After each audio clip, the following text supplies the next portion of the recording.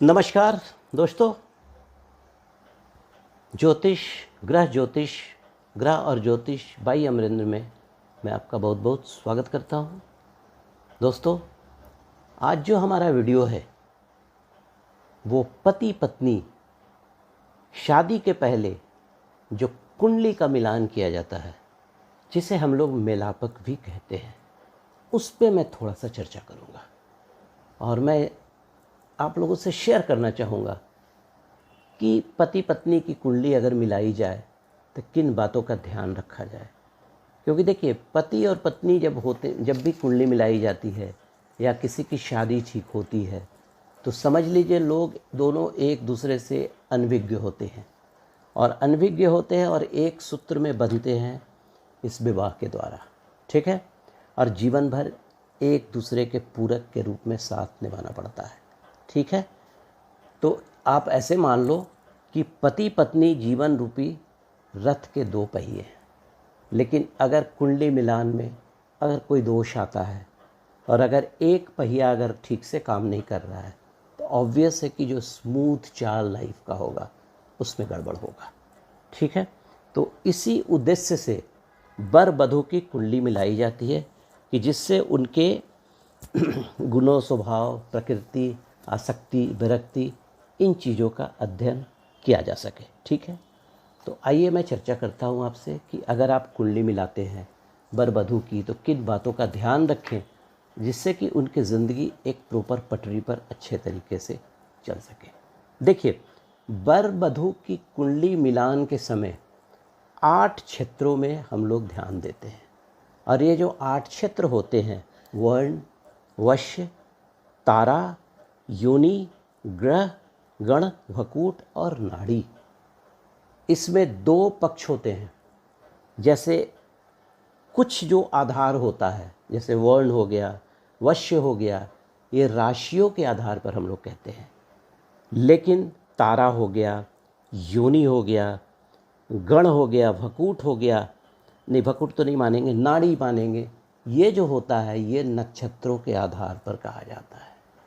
तो हम लोग कुंडली मिलान में मेनली कंसीडर करते हैं कौन सा जो गुण है और कौन सा जो क्षेत्र है वो नक्षत्र में पड़ता है, ठीक है। देखिए, होता क्या है कि राशि के आधार पर केवल 15 गुण आते हैं, लेकिन आप नक्षत्र के गुण को देखेंगे तो ये मोटा मोटी 21 गुण आ जाते हैं, ठीक है। और इनका जो रेशियो होता है 7:5 होता है, यानी 7 नक्षत्र 5 राशियाँ, ठीक है। तो आज मैं जो चर्चा आपसे करूँगा इसमें मेलापक में नक्षत्रों का गुणभार में मैं चर्चा करूँगा सिर्फ नक्षत्र पे, राशि पे नहीं। तो आइए सबसे पहले जो हम देखते हैं जो तारा का मिलान जो होता है, अधिकतम गुण इसमें 3 होते हैं, ठीक है। अब तारा है क्या, ठीक है। देखिए, जन्म नक्षत्र से, ठीक है, तीसरा, 12वां और 21वां नक्षत्र, एक श्रेणी दी गई है।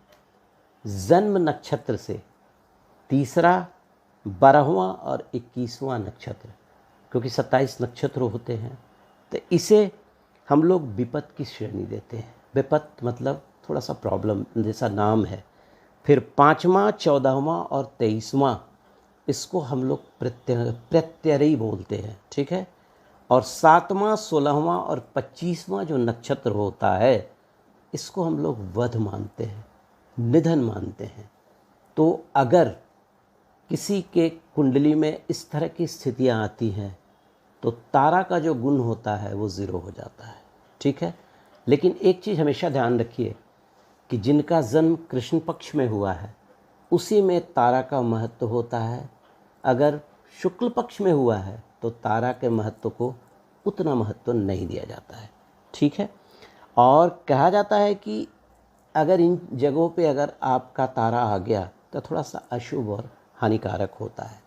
तो मिलाने से पहले आप तारा का जो गुण है इसको ज़रूर थोड़ा सा आप मतलब डिस्कशन कर लीजिए। देखिए, इसमें डिटेल्स में जाने पर और भी बहुत सी चीज़ें होती हैं, क्योंकि क्या होता है कि अगर तारा का गुण नहीं मिलेगा तो दाम्पत्य जीवन में अशांति, थोड़ा सा कष्ट और थोड़ा सा अच्छा नहीं होता है। लेकिन सबका परिहार भी होता है, ऐसा नहीं है, परिहार भी होता है। ठीक है। अब आइए थोड़ा सा आगे बढ़ते हैं।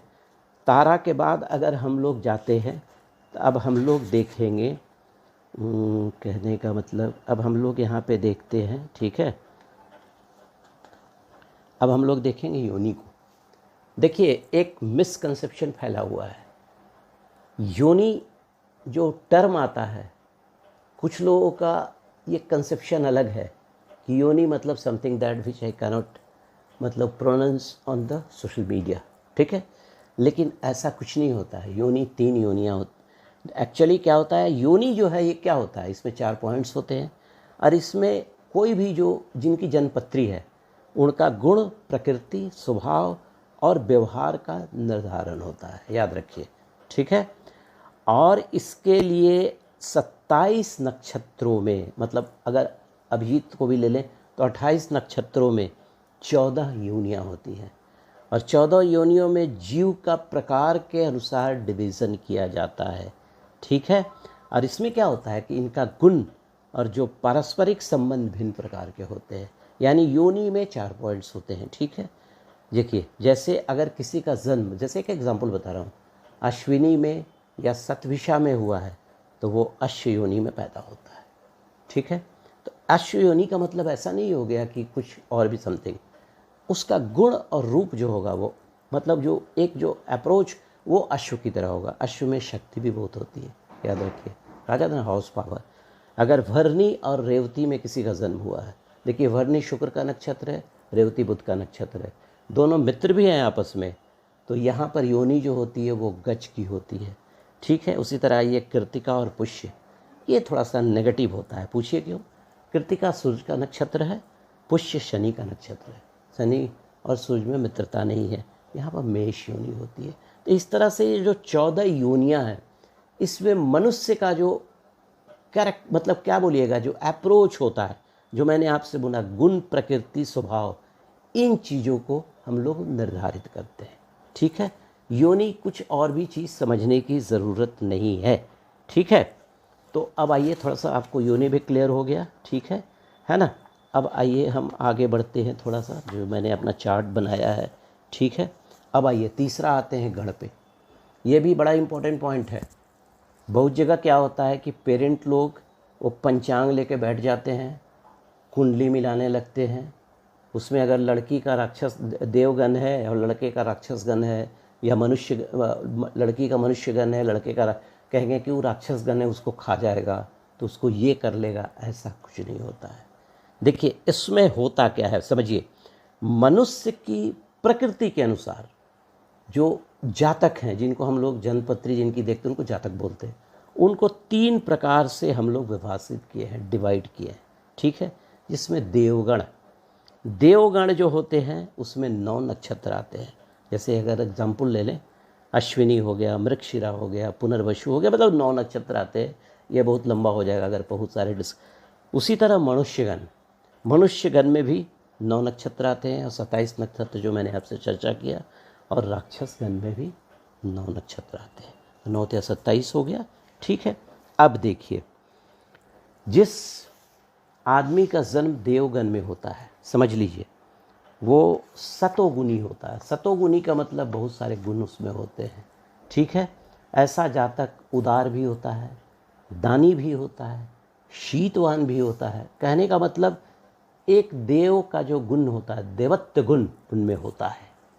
मनुष्य में जो जन्म होता है उसमें राजसिक जो तत्व होता है, जैसे हमने बोला वो राजसिक जो तत्व होता है वो थोड़ा सा ज़्यादा होता है, ठीक है। रजोगुनी होता है, ठीक है। ऐसा जातक जो होता है बहुत चतुर भी होता है, ठीक है, व्यवहार कुशल होता है और परिस्थिति के अनुसार अपने आप को ढाल लेता है। लेकिन यहाँ पर मैं चर्चा आपसे करूँगा राक्षसगण को। देखिए मैं फिर से एक बार बोल रहा हूँ, कभी भी ये करके कुंडली आप मत काटो कि वो राक्षसगण है, मनुष्यगण है, राक्षसगण है, देवगण है। आप और भी ग्रहों की स्थितियाँ देखो, बृहस्पति को देखो, शुक्र को देखो, क्योंकि अच्छे अच्छे लड़के लड़कियों की बलिदानी हो जाती है ये सब नासमझी के कारण। अभी तो एक वर्ड मैं सुनता हूँ आंशिक मंगली, ये तो मैं समझ आज किसी भी शास्त्र में नहीं लिखा है आंशिक मंगली लड़के शादी काट दी जाती है, ऐसा कुछ नहीं होता है, ठीक है। समझने का कोशिश कीजिए, ठीक है। देखिए राक्षसगण में क्या होता है, जैसा नाम है उसके अनुसार अनुरूपता होती है।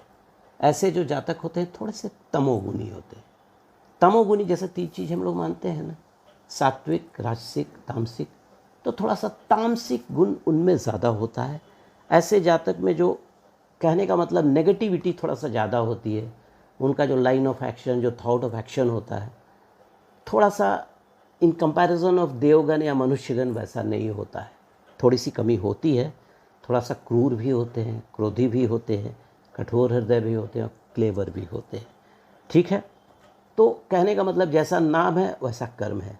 लेकिन यहाँ पर ये बिल्कुल भूल जाइए कि वो राक्षसगण है और वो मनुष्यगण है तो उसको खा जाएगा, यहाँ नहीं। ये इनके कैरेक्टरिस्टिक्स, ये इनका किस तरह का अप्रोच हो सकता है, उन चीज़ों पे कंसिडर किया जाता है। और इस मनुष्यगण में जो होता है, ये जो है इसमें 6 गुण होते हैं, याद रखिए। दिस 6 गुण इज़ वेरी वेरी इंपॉर्टेंट। ठीक है, 6 गुण के कारण कभी कभी नंबर ऑफ जो बेलापक तो कम हो जाता है, तो बहुत सारे लोग शादी काट दिया करते हैं। ठीक है, अब चलिए अब थोड़ा सा आगे बढ़ते हैं।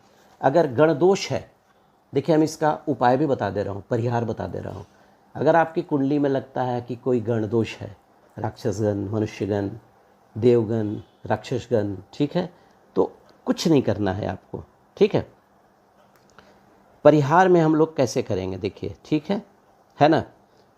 वधू का मनुष्य और वर का राक्षसगण हो, लेकिन राशि का स्वामी मित्र हो। समझिए, ध्यान दीजिए, वधू का मनुष्य मतलब लड़की का मनुष्य हो और लड़के का राक्षसगण हो, लेकिन राशि का स्वामी मित्र हो।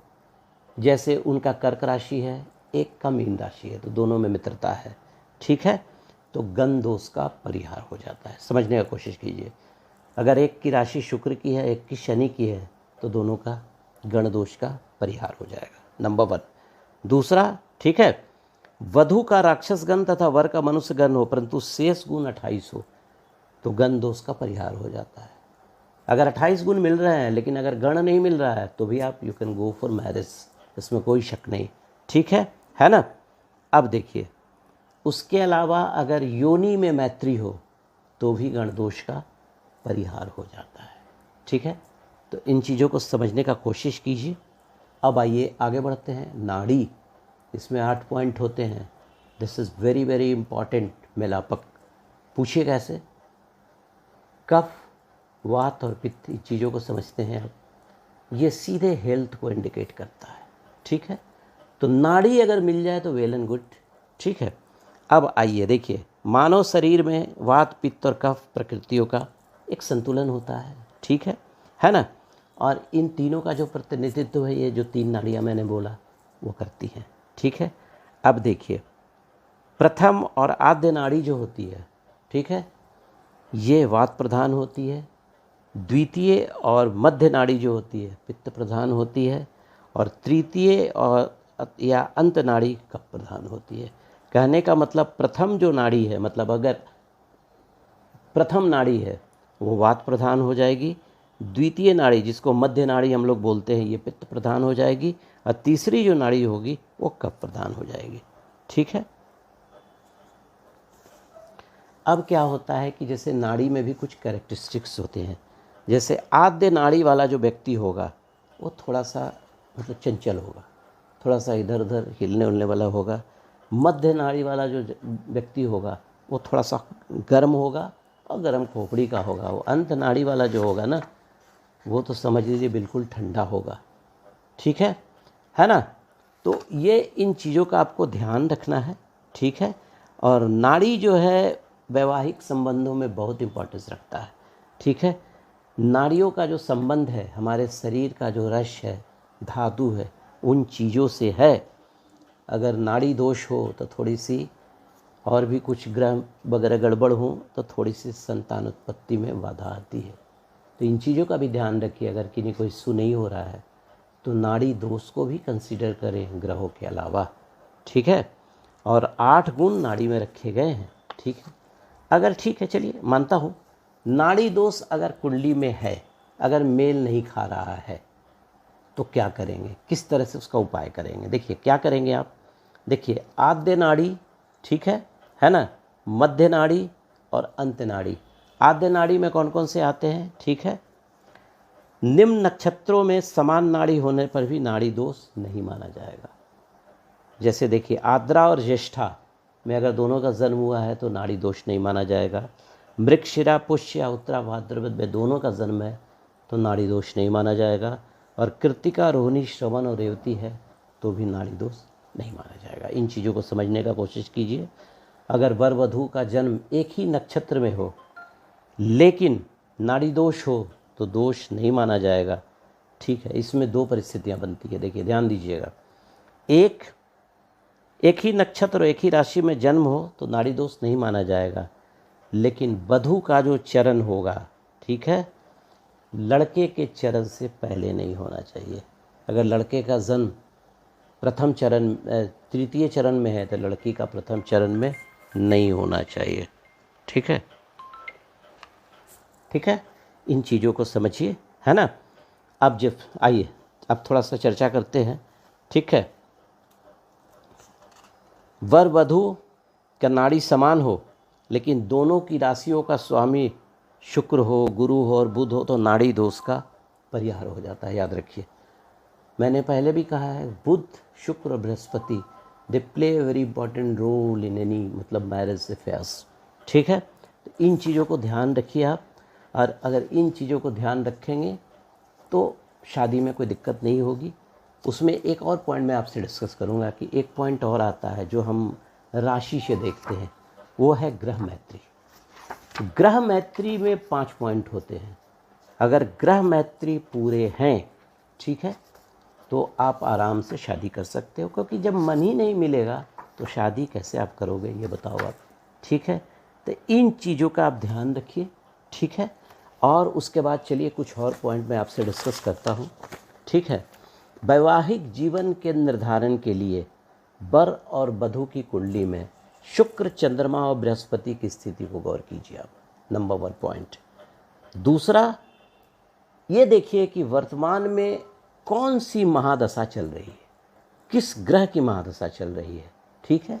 अगर दोनों के ग्रह अगर एक दूसरे के मित्र हों तो समझ लीजिए वेल एंड गुड, ठीक है। क्योंकि जब क्या होगा ना, जब दोनों की महादशा एक चल रही है तो जब भी आएगा तो दोनों की महादशा आगे भी वही आएगा।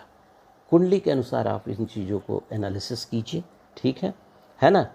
सबसे पहले आयु का योग निर्धारण कीजिए। सबसे पहले देखिए वर वधू की आयु का क्या पोजीशन है, आयु कितनी है, कहीं शॉर्ट आयु तो नहीं है, दीर्घायु है दोनों या नहीं, ठीक है। अब आइए थोड़ा सा लगन, पंचम, सप्तम, अष्टम, नवम भावों का विचार दोनों की कुंडली में अवश्य करना चाहिए, क्योंकि अगर इसकी कुंडली में इन जगहों पे अगर पाप ग्रह की स्थिति हो गई तो थोड़ी सी अच्छी नहीं मानी जाती, उसका मतलब परिहार कर लेना चाहिए, उपचार कर लेना चाहिए, ठीक है, नहीं तो दिक्कत होती है। सप्तम से क्या होता है, सौभाग्य का ह्रास होता है। पंचम और नवम से संतति की हानि होती है, भाग्य का ह्रास होता है। और लगन में पाप प्रभाव लड़की के स्वभाव में कमी आता है, अगर लड़के के कुंडली में इस तरह का है तो, ठीक है ना। उसके अलावा नाड़ी गण भकूट का विचार मिलान करते समय अवश्य करना चाहिए। आजकल जो है 18 गुणों तक भी मान्यता दी जाती है, इसमें कोई शक नहीं, ठीक है। बट ये ध्यान रखना चाहिए गुण अधिक हो, नाड़ी गण दोषों को दूर नहीं कर मतलब दूर होना चाहिए। नाड़ी, गण और भकूट ये 3 बहुत इंपॉर्टेंट रोल प्ले करते हैं, और ग्रह मैत्री, ठीक है। अब आइए थोड़ा सा और आगे बढ़ते हैं। अगर रोहिणी, रेवती, मृगशिरा, पुष्य, कृतिका, उत्तरा भाद्रपद, श्रवण, आद्रा, ज्येष्ठा अग्नि नक्षत्रों में जन्म हो तो नाड़ी दोष का निवारण हो जाता है। तो नाड़ी दोष को बहुत हैवोक नहीं बनाना है, ठीक है। और वर के नक्षत्र से कन्या या कन्या के नक्षत्र से वर का नक्षत्र बहुत दूर नहीं होना चाहिए। इन चीज़ों का भी अब ध्यान रखेंगे। ऐसा नहीं कि एक का अगर मेष हो गया तो दूसरे का उधर चला गया शतभिषा, ऐसा नहीं, ध्यान देना है इन चीज़ों को, ठीक है। वर वधू की कुंडली मिलाते समय राशि, नक्षत्र, लगन की राशि, सप्तम घर की राशि, इन राशियों में ग्रहों का बैठना, ओके, महादशा आदि तथ्यों का विचार करना चाहिए। कुंडली मिलान में चिंता की संभावना कम हो जाती है। देखिए, शादी क्या है? जीवन पर्यंत का संबंध है ना, ठीक है। और क्या होता है कि मैं आपसे पहले भी बोला कि आजकल अभिभावक पंचांग देखकर कुंडली मिला लेते हैं, ठीक है, जो कि बहुत फैटल होता है। आप जब भी कुंडली मिलाएं वर वधू का, सबसे पहले देखें कौन सी महादशा चल रही है। महादशा चल रही है तो कौन से नक्षत्र में नक्षत्रेश की स्थिति क्या है। उसके अलावा देखिए कि आने वाला जो सब्सिक्वेंट पीरियड 10 साल 15 साल के बाद क्या है, क्या कैरियर हो सकता है, कौन सा लगन है, किस तरह से दोनों का सामंजस्य बना रहेगा, इन चीज़ों का ध्यान दीजिए। और देखिए, सबसे ऊपर मैं बार बार बोलता हूँ, मंत्र है। अगर बहुत दिक्कत होती है तो शिव और पार्वती की जोड़ी सबसे अनूठा माना जाता है, ठीक है। तो सर्व कामना मंत्र है, उसका भी जाप करवा लीजिए। रुद्राभिषेक, अगर आपको लगता है कि शादी बेमेल हो गई है, तो अगर पॉसिबल है तो 1 साल तक हर महीने एक रुद्राभिषेक आप करवा लो। मेरा अपना जो केस स्टडी है, आपके सारे दाम्पत्य जीवन का निराकरण हो जाएगा, मतलब सब चीज़ अच्छा हो जाएगा। तो दोस्तों, आज के लिए बस इतना ही। अमरेंद्र को इजाज़त दीजिए। अगले वीडियो में फिर मैं आपसे मिलूँगा ज्योतिष ग्रह बाय अमरेंद्र में। अगर आपको मेरा ये वीडियो अच्छा लगा हो तो लाइक कीजिएगा, सब्सक्राइब भी कीजिएगा, बेल आइकॉन दबाना मत भूलिएगा, बेल बटन, सो दैट कि कोई भी नया वीडियो मेरा हो, it should reach to you as soon as possible. Thank you very much. So kind of you for watching my video. Thank you very much.